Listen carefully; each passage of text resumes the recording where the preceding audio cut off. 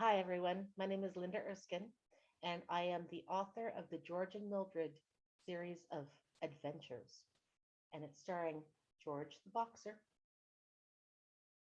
and Mildred the Yorkie. The series started out with the first book, The Attack of the Meaning Girls. And this was written when I first came to Scotland. I'm originally from Ontario, but I decided to take the plunge and come here on an ancestry visa. It took 2 years to get over here with all the paperwork and red tape and everything that the government needed for me to say, yes, you can come in. Took 2 years. So when I first got the call to say that, yes, I can come, I went into action and it was a long process, but all of a sudden it was here. And I brought my boxer, KO. And this is him back here. He's 14. When we first arrived, he was 12. And I was initially worried that uh, he wouldn't get along with my best friend's dog, Smudge. Smudge is a Yorkie. Mildred is based on her. And we were both, my best friend and I were a little nervous because we really didn't know how they would get along. But what happened was that this big boxer, very timid, very shy, just like George is in the books, uh, really took to Mildred or Smudge because they were opposites. They just got along so well. And so that was the beginning of the story. What happened was when I was taking KO out into the back garden, there's two dogs that live next door. And it's Ellie and Callie. And they would bark at KO. And KO would get so scared. You really didn't know what they were barking at. Uh, he was in a new country. He was getting used to living there. Completely different lifestyle from where we came in from Ontario. Uh, but Mildred or Smudge stepped up and said to the meanie girls to leave her friend alone. And it was just a really sweet gesture of one dog sticking up for the other. And it got me thinking that kids are like that too. When I was going through school, I was not really bullied per se, but I saw people being bullied and I stepped up for the underdog. I stepped up for those kids that were being bullied and stepping up and saying, this is not right. So I thought, why not George and Mildred doing that and telling these kids that first, they're not alone. And second, you can really stand up for yourself, even though you're scared. So that's where the first book came from. The next book, which is what I'm going to read to you today, is Life's a Beach. And this again is based on a true story because George and Mildred, KO and Smudge, they went to the beach. And KO, he sinks. He cannot swim. He's got a big head, big chest. So as soon as he gets too close to a body of water, if he falls in, he sinks right like the stone. So he's always scared around water. And my dog is very nervous. So this was a common occurrence. 5 times he fell into a pool and we had to go in and save him because he just couldn't keep his head above the water. But Mildred, having no fear and really not thinking about the consequences, just dives into whatever she wants to do without thinking about the safety. So this book here, I'm just going to read you the story behind the story. And if any of you don't realize the character of George, that's how I felt sometimes because I was nervous, scared of trying new things.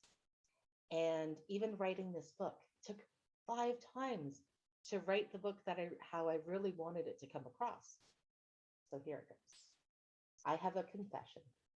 The story you see here is not the first draft or even the fourth.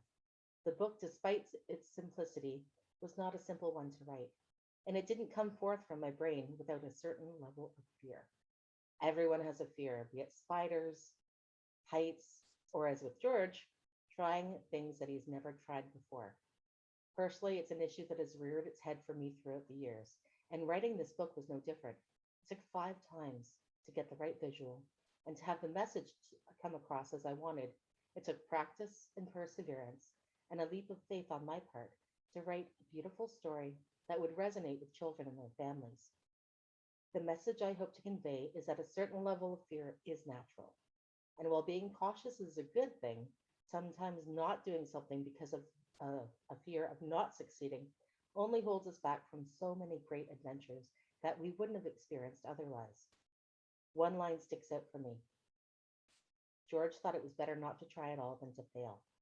Mildred, like her real life persona, does not think of the possibility of failing. She thinks only of the adventure and of her immediate success with anything she does. Confidence without caution is a recipe for disaster.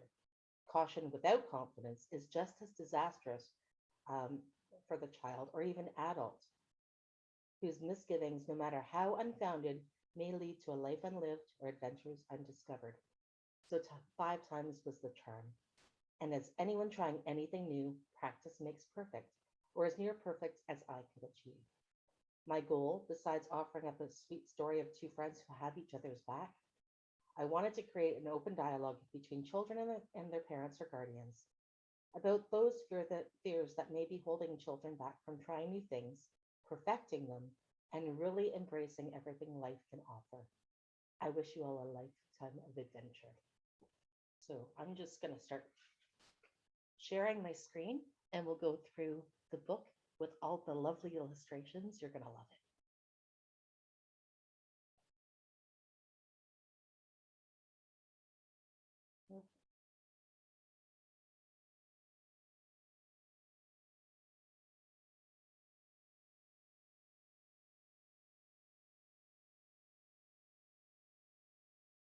Sorry. We're going to try this again. Just bear with me here.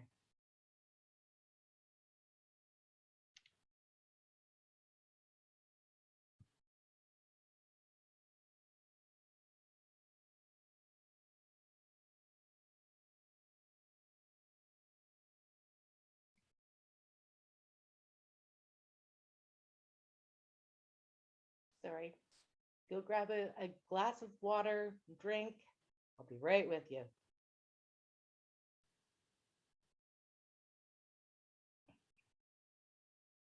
There we go. So we're going to start from the beginning.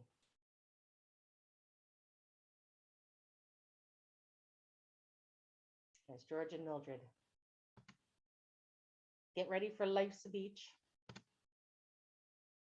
The sun was shining, the birds were chirping, and the tree branches were tap, tap, tapping on the window pane of the bedroom where Mildred Smudge lay in her bed, dreaming of sand and the sea.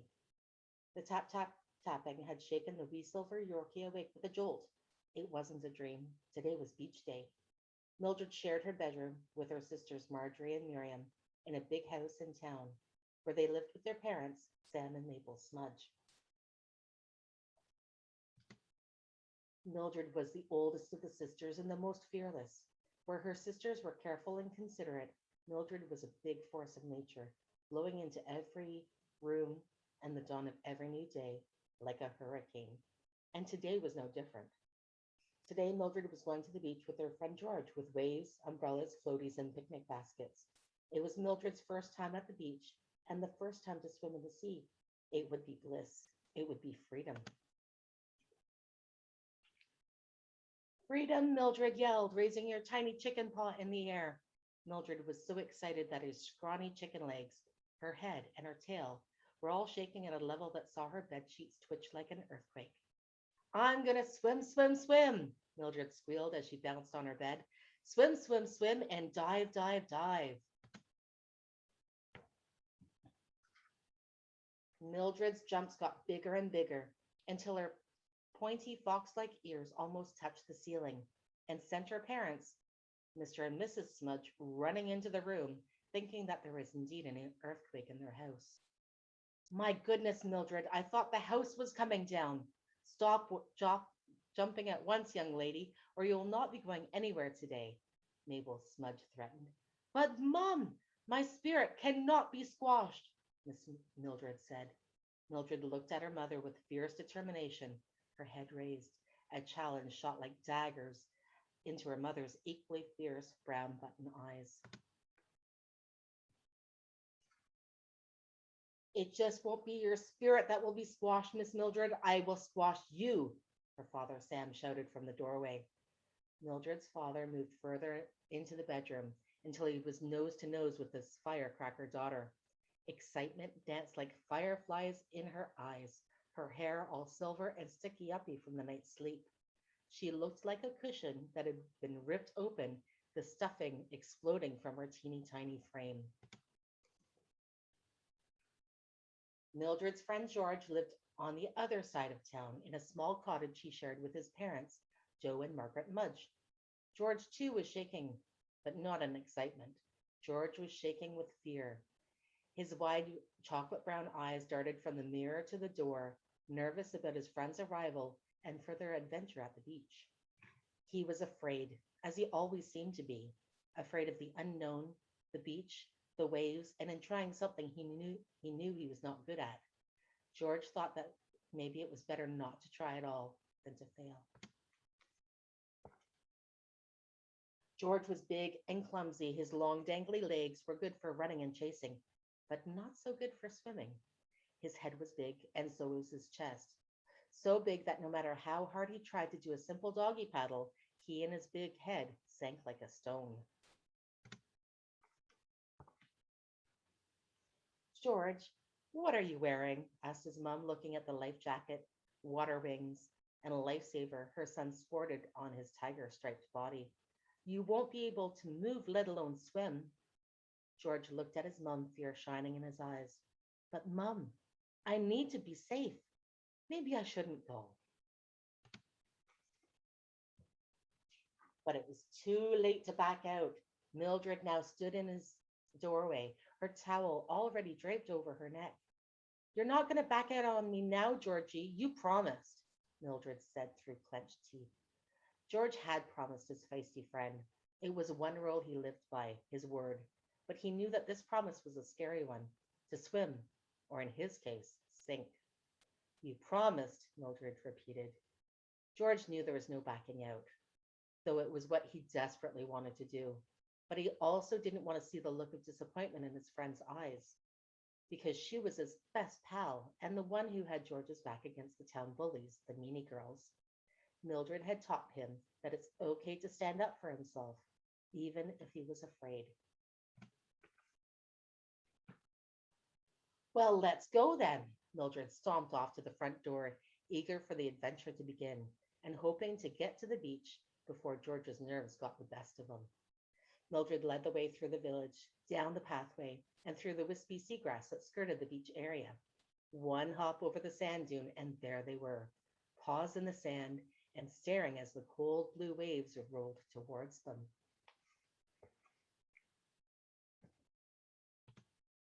Swim, swim, swim, Mildred yelled as she dropped her towel at her feet and propelled herself towards the water.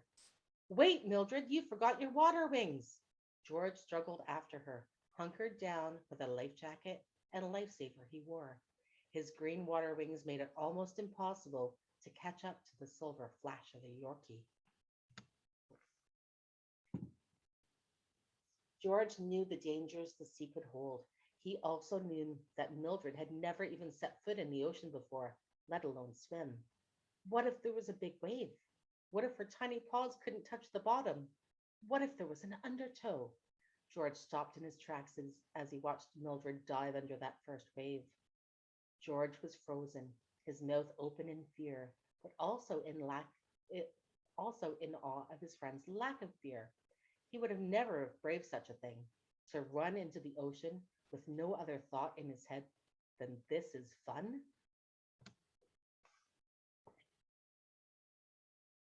Come on in, Georgie. The water is delicious, Mildred shouted. This is freedom. Mildred's tiny legs started to paddle up and over each wave, her head just above the crest of the water. I'm swimming! George remained like a statue on the beach. His head didn't move, but his eyes flitted back and forth between Mildred and the next wave, and at the lifeguard station further down the beach. Could he see her? Was she panicking as much as he was? No, Mildred was paddling, frantically pushing her paws through the water, going further and further out into the sea, her head a tiny dot on the horizon. You're going too far, Mildred. Come back, George panicked. Oh, George, you scaredy cat. I'm okay. Mildred's last word was suddenly swallowed up by a random wave that had hit her right in her wide open mouth, shocking her and sending her head under the water, her legs up in the air, and her tiny body spinning into the next wave. Mildred could not catch her breath. Her, her brave face was gone in a poof. She was too far out and too topsy turvy to get back to where she could touch the sandy bottom. Mildred was in trouble.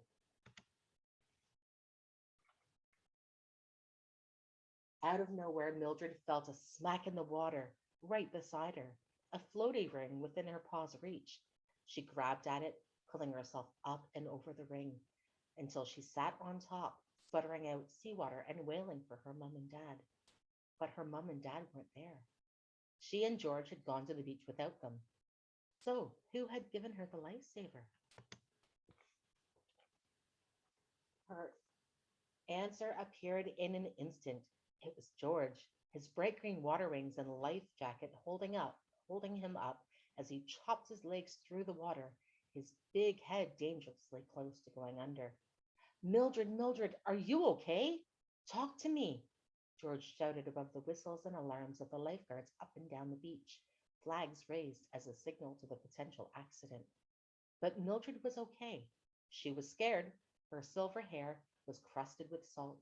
Her eyes were waterlogged, but she was still here and not underwater, where she feared she might have ended up if not for her friend. But how? Mildred started to ask. I thought you were afraid of the water. I was afraid. I still am and probably always will be.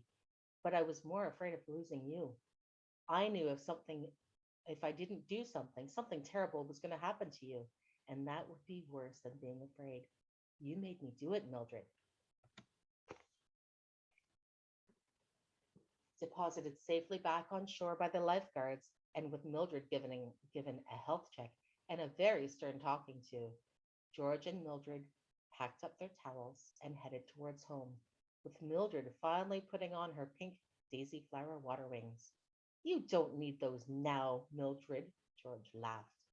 I am never taking these off, Georgie. You can never be too safe, especially with all the adventures I have planned for us, Mildred answered with a wink. And that is the end of the story. I hope you've enjoyed it. I've certainly enjoyed writing it. And the next book that's coming up, it's called Let's Tango, and it's about a boxer that is being fostered by the Roy family from Spain, and he comes into Scotland. And again, this is based on a real story, real characters, and it's about a tango loving dog. Hector loves to tango dance, and he thinks that he has to give up his love of tango dancing in order to fit in. So that is just a short preview of the next in line for George and Mildred. Thank you so much for being here. Thank you for sharing the story with me. And I wish you all a lifetime of adventure. Don't let fear hold you back.